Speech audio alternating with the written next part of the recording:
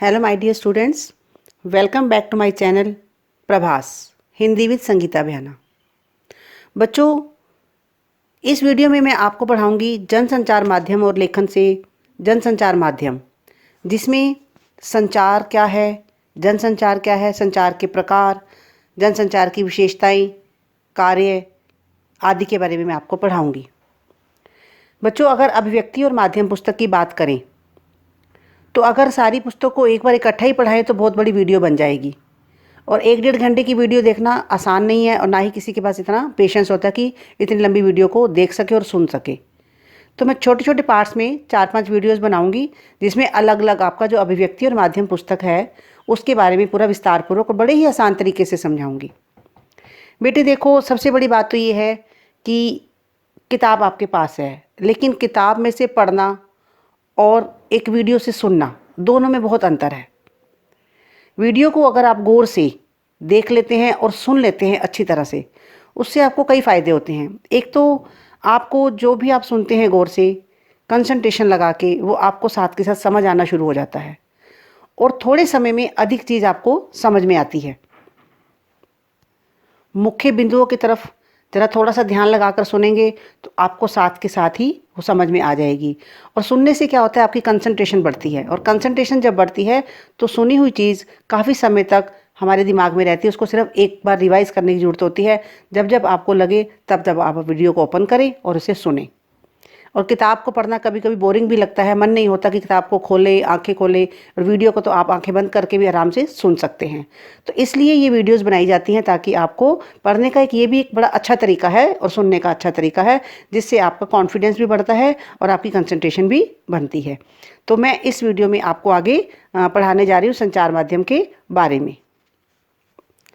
आप मेरी वीडियो को लाइक सब्सक्राइब ज़रूर करें और शेयर अवश्य करें, साथ साथ बेल आइकन प्रेस करें ताकि आने वाली वीडियो की नोटिफिकेशन आपको मिल सके।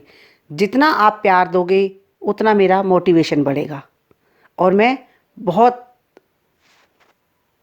बहुत तहे दिल से आप सबका शुक्रिया अदा करती हूँ जो इतने अच्छे कमेंट से मेरा उत्साहवर्धन करते हैं। Thank you so much all of you. बच्चों, जो संचार है, कम्युनिकेशन, सबसे पहले मैं आपको इसकी थोड़ी इंट्रोडक्शन, एक परिचय बताती हूँ। हमारा जो ये जीवन है वह संचार के बिना, कम्युनिकेशन के बिना संभव ही नहीं है। मानव सभ्यता ने जो धीरे धीरे विकास किया है उसमें संचार की सबसे महत्वपूर्ण भूमिका रही है। यह दो या दो से अधिक व्यक्तियों के बीच सूचनाओं, विचारों या भावनाओं का आदान प्रदान है। तो इस तरह से संचार एक प्रक्रिया है, एक ऐसा प्रोसेस है जिसमें कई तत्व शामिल हैं, जिसमें मौखिक और अमौखिक संचार के अलावा अंतरवैयक्तिक, समूह संचार और जनसंचार प्रमुख हैं। जनसंचार कई मामलों में संचार के अन्य रूपों से अलग है। जो जनसंचार होता है वह सूचना, शिक्षा और मनोरंजन के अलावा एजेंडा तैयार करने का भी, तय करने का भी काम करता है।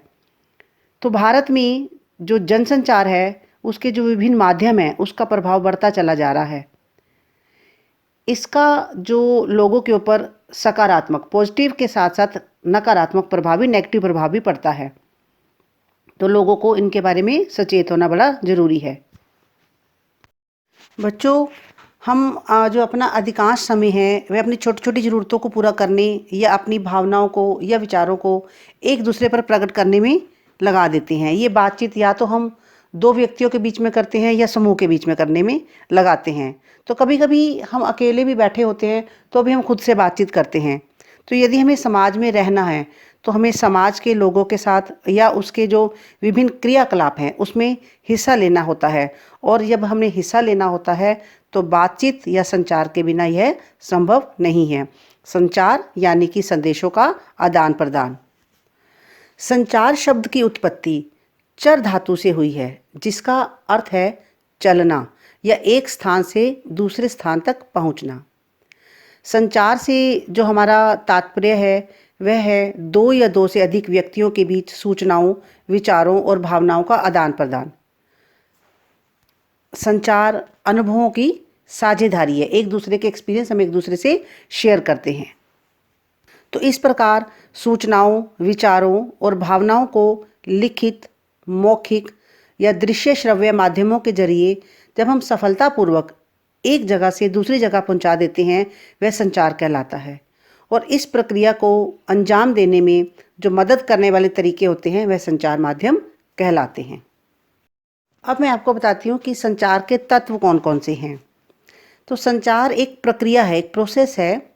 इस प्रोसेस में कई तत्व शामिल हैं। कुछ प्रमुख तत्व हमारे सामने हैं। सबसे पहले हो गया स्रोत या संचारक। संचार प्रक्रिया की जो शुरुआत होती है वह संचारक से होती है। जब कोई संचारक एक उद्देश्य के साथ अपने किसी संदेश को, किसी भावना को या किसी विचार को किसी दूसरे तक पहुंचाना चाहता है, तो संचार प्रक्रिया शुरू होती है। जैसे हमें किसी किताब की आवश्यकता है और जैसे ही हमें उसकी आवश्यकता होती है तो हम क्या करते हैं, पहले किताब मांगने की सोचते हैं, तो संचार की प्रक्रिया शुरू हो जाती है।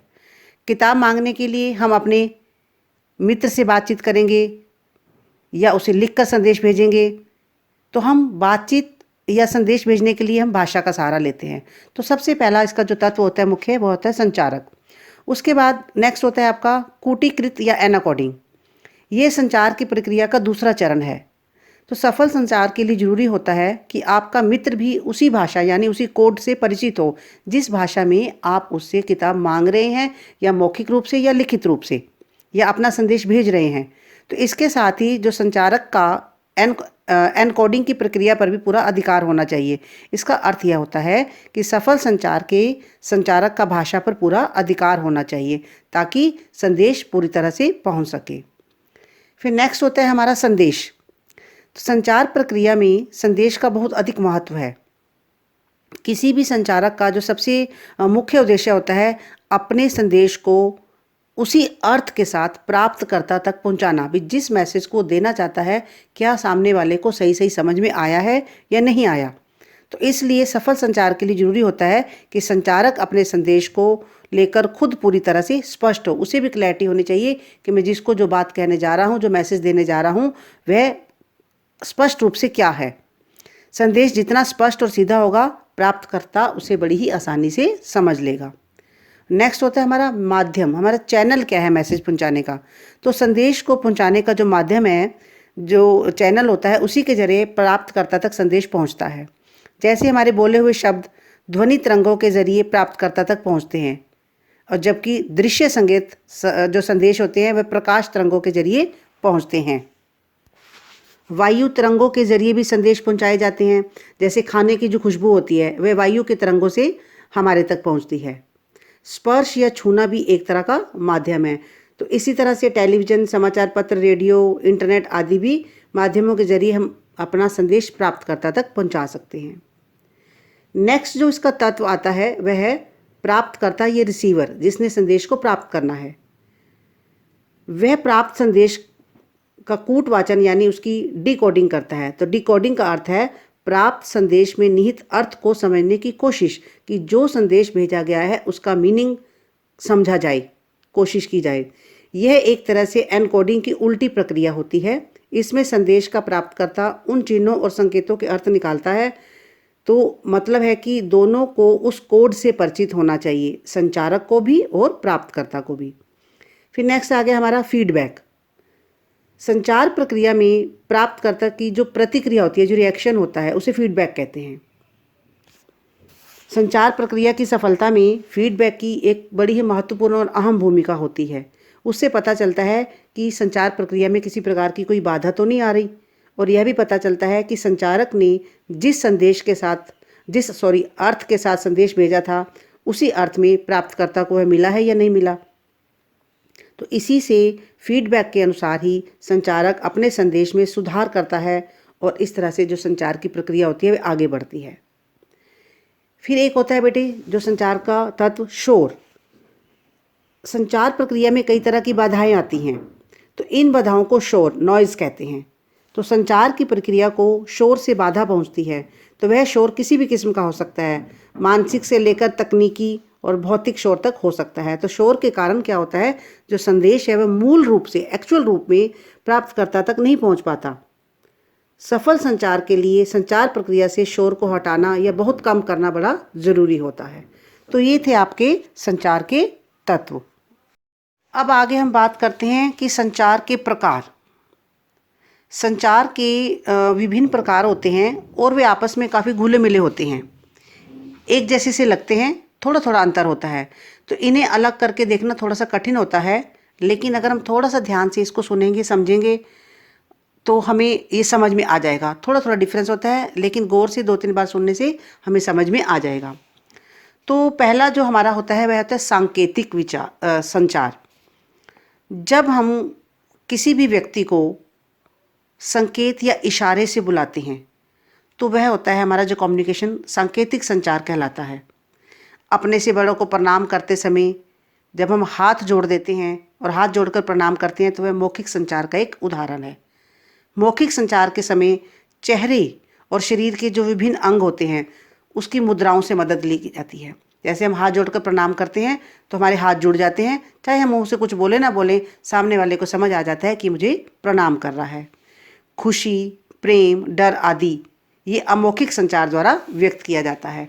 कभी कभी हम सिर्फ सिर झुकाकर या सिर हिलाकर भी किसी को प्रणाम कर देते हैं, और किसी को मना करना होता है तो सिर हम हिलाकर साइड पे, तो हम ना का इशारा भी कर देते हैं। तो ये होता है हमारा सांकेतिक संचार।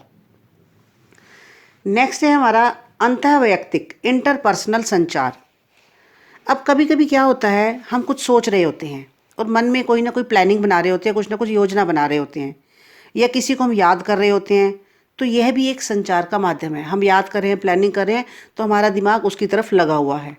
तो इस संचार प्रक्रिया में जो संचारक होता है और जो प्राप्तकर्ता होता है वह एक ही व्यक्ति होता है। यह संचार का सबसे बुनियादी रूप है। तो इसे इंटरपर्सनल या अंतःवैयक्तिक संचार भी कहते हैं। जब हम पूजा करते हैं, प्रार्थना करते हैं, प्रार्थना करते वक्त हम ध्यान में बैठते हैं, ध्यान लगाते हैं, तो यह भी अंतःवैयक्तिक संचार का एक उदाहरण है। किसी भी संचार की शुरुआत यहीं से होती है। हम आंखें बंद कर प्रार्थना करते हैं, अपने आप ही हम अपनी प्रार्थना ईश्वर तक पहुंचाने की कोशिश करते हैं। तो यह भी हमारा एक माध्यम है। संचार के प्रकार में नेक्स्ट है समूह संचार। हम जो कुछ भी कहते हैं वह किसी एक व्यक्ति या 2 व्यक्ति के लिए न होकर जब पूरे समूह के लिए होता है तो वह समूह संचार के अंतर्गत आता है। इसका जो उपयोग होता है वह समाज और देश के सामने उपस्थित समस्याओं को बातचीत और बहस के जरिए हल करने के लिए होता है। संसद में जब भी हम विभिन्न मुद्दों की पर चर्चा करते हैं या चर्चा होती है तो यह भी समूह संचार का ही एक उदाहरण होता है, जिसमें बहुत सारे लोग किसी एक विषय को लेकर उस पर चर्चा करते हैं। तो वह पूरे एक जो ग्रुप होता है लोगों का, उसके बीच में आपस में कम्युनिकेशन होता है। नेक्स्ट है आपका जनसंचार। जब हम व्यक्तियों के समूह के साथ प्रत्यक्ष संवाद की बजाय किसी टेक्निकल या यांत्रिक माध्यम के जरिए समाज के एक विशाल वर्ग से संवाद कायम करने की कोशिश करते हैं तो इसे जनसंचार कहते हैं।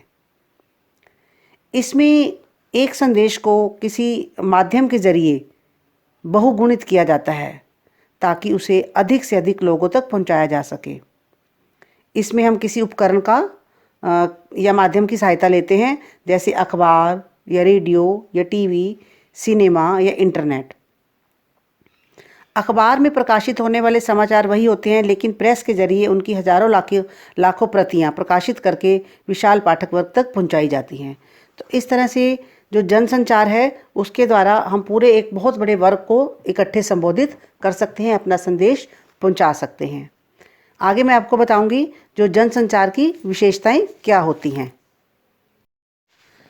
जनसंचार, इसकी विशेषताएं इस प्रकार से हैं, क्योंकि पूरे एक वर्ग को इकट्ठे संबोधित करना होता है या वर्ग तक पूरा इकट्ठा एक मैसेज पहुंचाना होता है, तो इसमें कुछ ना कुछ क्वालिटीज हमेशा रहनी चाहिए। तो जनसंचार माध्यमों के जरिए जो हमारा प्रकाशित या प्रसारित कोई भी संदेश होता है उसकी जो प्रकृति होती है वह सार्वजनिक होती है, पब्लिकली तौर पर किया जाता है।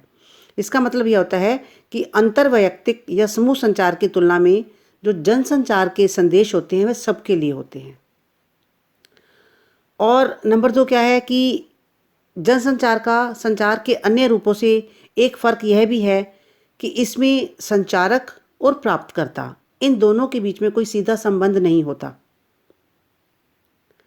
थर्ड है, जनसंचार के लिए एक औपचारिक संगठन, एक फॉर्मल संगठन की भी ज़रूरत पड़ती है। औपचारिक संगठन के बिना जनसंचार माध्यमों को चलाना मुश्किल होता है। अब जैसे ही कोई समाचार पत्र है, तो समाचार पत्र किसी न किसी संगठन से प्रकाशित होता है, पूरी एक टीम होती है उसके पीछे, टीम वर्क होता है, पूरी टीम काम करती है, उसके बाद समाचार पत्र छपकर हमारे सामने आता है। या रेडियो है, रेडियो का प्रसारण किसी रेडियो संगठन की ओर से किया जाता है, तो उनकी भी एक टीम होती है। टीम में अलग अलग लोगों को अलग अलग तरह के कार्य मिले होते हैं। उसके बाद हम उसको एक श्रव्य माध्यम से हम उसको सुनते हैं। नेक्स्ट है कि जनसंचार माध्यम में ढेर सारे गेटकीपर, द्वारपाल काम करते हैं। द्वारपाल वह व्यक्ति या व्यक्तियों का समूह होता है जो जनसंचार माध्यमों से प्रकाशित या प्रसारित होने वाली सामग्री को नियंत्रित करता है और निर्धारित करता है।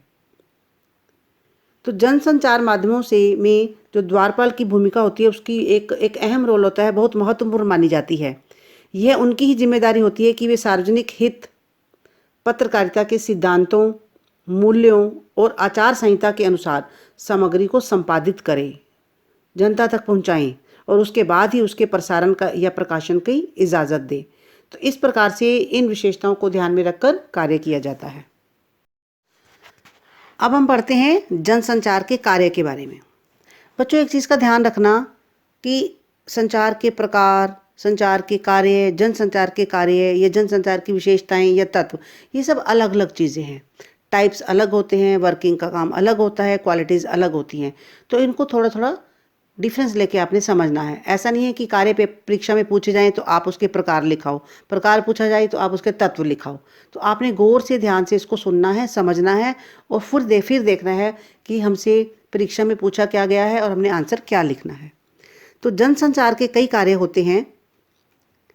इनमें से कुछ प्रमुख कार्य इस प्रकार हैं। तो पहला है सूचना देना। जनसंचार माध्यम का जो प्रमुख कार्य होता है वह होता है सूचना देना। इसके ज़रिए ही दुनिया भर से सूचनाएं प्राप्त होती हैं। तो हमारी ज़रूरतों का एक जो बड़ा हिस्सा है जनसंचार माध्यमों के ज़रिए ही पूरा होता है। रेडियो है, टीवी है, इंटरनेट है, समाचार पत्र पत्रिकाएं हैं, ये हमें सूचनाएं देती हैं। हमें पता चलता है कि बाहर देश दुनिया में क्या हो रहा है।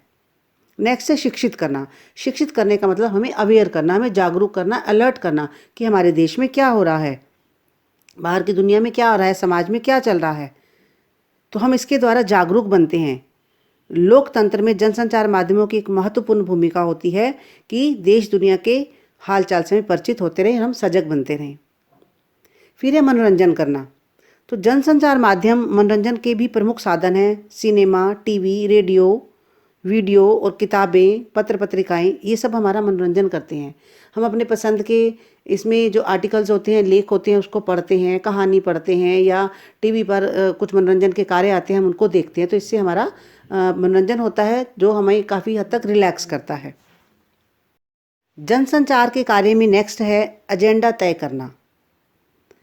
जनसंचार माध्यम विचारों या सूचनाओं के जरिए किसी भी देश और समाज का एजेंडा भी तय करते हैं। तो जब समाचार पत्र और चैनल किसी खास घटना या मुद्दे को बड़ी ही प्रमुखता से उठाते हैं, एक ब्रेकिंग न्यूज़ बनाकर हमारे सामने लाते हैं या उसकी व्यापक किसी चीज़ की कवरेज दिखाते हैं, तो वह इसका एक एजेंडा तय करते हैं। और ये जो मुद्दे होते हैं, घटनाएं होती हैं, आम लोगों में चर्चा का विषय बन जाते हैं। तो किसी घटना या मुद्दे को चर्चा का विषय बनाकर जनसंचार माध्यम सरकार और समाज को उस पर अनुकूल प्रतिक्रिया करने के लिए बाध्य भी कर देते हैं। नेक्स्ट है निगरानी करना। तो किसी लोकतांत्रिक समाज में क्या होता है कि जनसंचार माध्यमों का एक और प्रमुख कार्य सरकार और संस्थाओं के कामकाज पर निगरानी रखना भी होता है।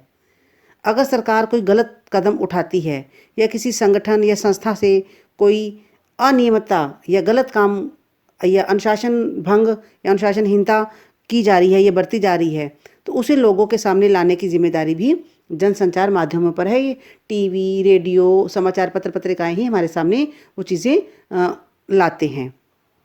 नेक्स्ट है विचार विमर्श के मंच। जो जनसंचार माध्यम होते हैं उनका कार्य ये है कि लोकतंत्र में विभिन्न विचारों को अभिव्यक्ति का मंच उपलब्ध कराते हैं। इसके जरिए विभिन्न विचार लोगों के सामने पहुंचते हैं। जैसे किसी समाचार पत्र के संपादकीय जो एडिटोरियल पृष्ठ होता है, किसी घटना या मुद्दे पर विभिन्न विचार रखने वाले लेखक अपनी राय व्यक्त करते हैं। या संपादक के नाम चिट्ठी जो एक स्तंभ होता है, उसमें आम लोगों को अपनी राय व्यक्त करने का मौका मिलता है। तो इस तरह से विचार विमर्श के मंच के रूप में भी ये कार्य करते हैं। तो बच्चों, ये जो जनसंचार माध्यम है हमारे, ये हमारे लिए बहुत ही उपयोगी हैं। दुनिया के किसी भी कोने में कोई भी घटना हो तो हमें मिनटों में ही इनके माध्यम से खबर मिल जाती है, सेकंडों में ही मिल जाती है। इवन अगर वहाँ किसी टेलीविज़न समाचार का जो चैनल पर संवाददाता मौजूद हो तो हमें वहाँ की तस्वीरें भी देखने को मिल जाती हैं। तो नेक्स्ट वीडियो में मैं आपको जो जनसंचार माध्यम है, हमारे जो साधन हैं उसके, रेडियो, इंटरनेट, टीवी, उसके बारे में विस्तारपूर्वक पढ़ाऊँगी। छोटी छोटी वीडियो बनाकर आपके सामने प्रस्तुत करूँगी ताकि आपको समझने में आसानी रहे। एक एक वीडियो को अलग अलग करके देखेंगे तो आपको एक एक टॉपिक क्लियर होता चला जाएगा। तो आप ध्यान से सुने और बेल आइकन प्रेस करें ताकि उसकी नोटिफिकेशन आपको मिल जाए। Thank you and God bless you all.